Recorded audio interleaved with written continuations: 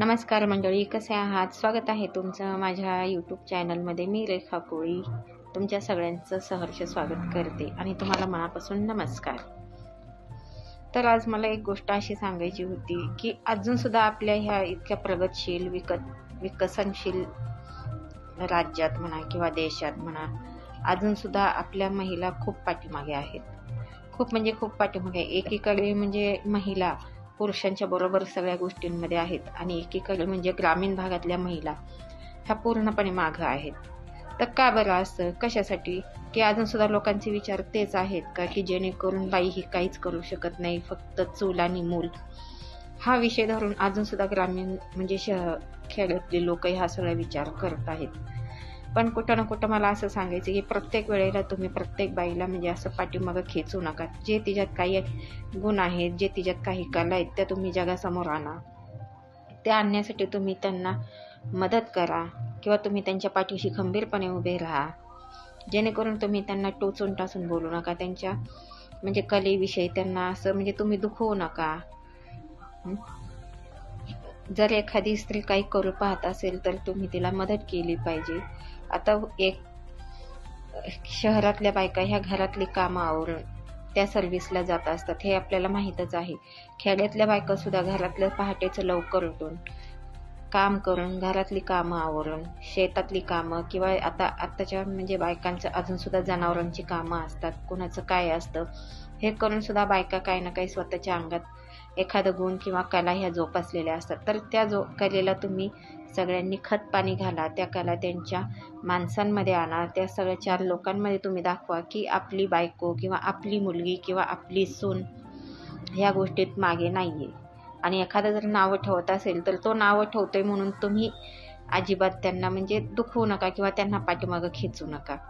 आज तुम्ही जर पाठीमागं खेचलं तर असा विषय होणार की हा बाबा ही हिच्या अंगचंच काहीतरी करते किंवा काही नाही, हिला घरातले साथ देत नाही, हिला दारातले साथ देत नाही, तर हिला आपण कसं किंमत द्यायचं, कसं बोलायचं. सुरुवातीला तुम्ही घरचे माणसं स्वतःच्या माणसांच्या पाठीशी तुम्ही उभे राहा. आज तुम्ही जर त्यांच्या पाठीशी उभे राहिले तर उद्या 4 लोकांचं बोलायची काहीच टाप राहणार नाही.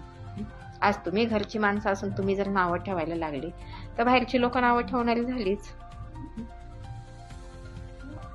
प्रत्येक घरात कामावरून भांडणं किंवा कशावरून भांडणं, हे कशासाठी? की ह्या चुका फक्त बायकाच करतात किंवा बायकांचं इच्छा नाहीये किंवा त्यांना काय करू वाटतं किंवा त्यांना कुठल्या तरी क्षेत्रात आपण पुढे जावं असं वाटत असतं. ह्या गोष्टी ग्रामीण भागात पण आहेत, शहरातल्या भागात पण आहेत. पण 50% लोक म्हणजे हाच विचार करतात की आपण आपल्या बायकोला एखाद्या गोष्टीची सवलत दिली किंवा ढील सोडली तर ह्याचा फायदा काय होईल, ती परत तिचं घरात लक्ष लागेल का, तिचं संसारात लक्ष लागेल का. हा सगळा डोक्यातला तुम्ही पहिला तुमच्या सगळ्यांचा विचार डोक्यातून काढून टाका.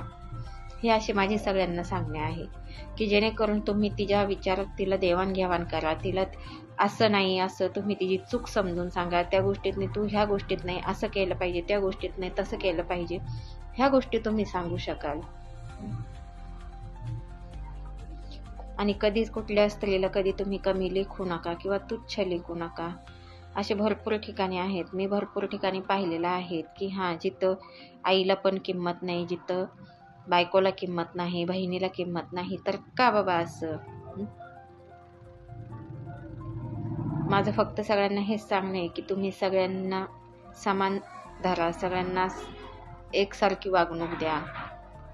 आज तुम्ही जर त्यांच्या पाठीशी उभे राहिले तर तुम्हाला दुसऱ्यांनी कोणी बोलायचं किंवा तुम्हाला दुसऱ्यांनी कोणी तुमच्या विषयावर तुम्हाला चर्चा करायचं, तुम्ही त्यांना जागाच ठेवू नका. जर घरच्या मंडळींनी तुम्ही सगळ्यांनी तुमच्या घरातल्या बायकांना जर तुम्ही पूर्ण प्रोत्साहन केलं, तुम्ही त्यांच्या पाठीशी उभे राहिले, तर उद्या लोकांची बोलायची टाप नाही की माझी सून, माझी बायको, माझी मुलगी जे काही करते ते मला मान्य आहे आणि तुमचा बोलायचा काही संबंध नाही म्हणल्यावर मग सगळा विषयच सगळा थांबतो जिथल्या तिथे. लोकांचे बोलणे ऐकावे लागतील किंवा लोक नावं ठेवतील म्हणून तुम्ही आपल्या बायकांना मागं खेचणं हे कितपत खरं आहे सांगा बरं तुम्ही.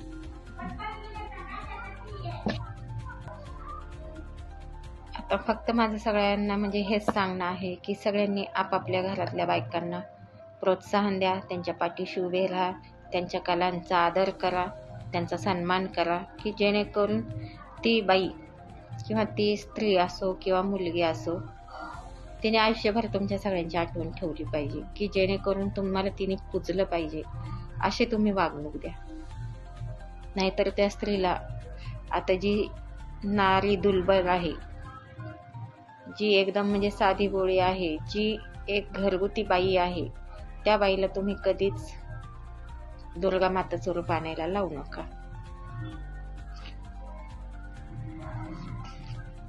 तर हेच माझं इतकं सांगणं होतं, की जेणेकरून तुम्ही जर चिडवून दिलं तर त्या विरुद्ध होतं, किंवा तुम्ही जर नाही म्हणजे त्या कुठल्या गोष्टीत मदत केली तर मग माणूस खचलं जातं. त्यापेक्षा तुम्ही त्यात औषध पाणी करा, त्यांच्या पाठीशी उभे राहा आणि त्यांच्या ज्या जखमा आहेत त्या भरून काढा. ते हेच माझं सांगणं होतं. बघा, तुम्हाला पटलं तर असं करा, नसेल तर मग शेवटचे ते आपल्या मनाचे मालक असतात, कोणालाही काही आपण बोलू शकत नाही, बरोबर आहे ना. तर नक्कीच आता भेटू पुढल्या भागात आपण वेगळ्या टॉपिकवर. सगळ्यांना नमस्कार.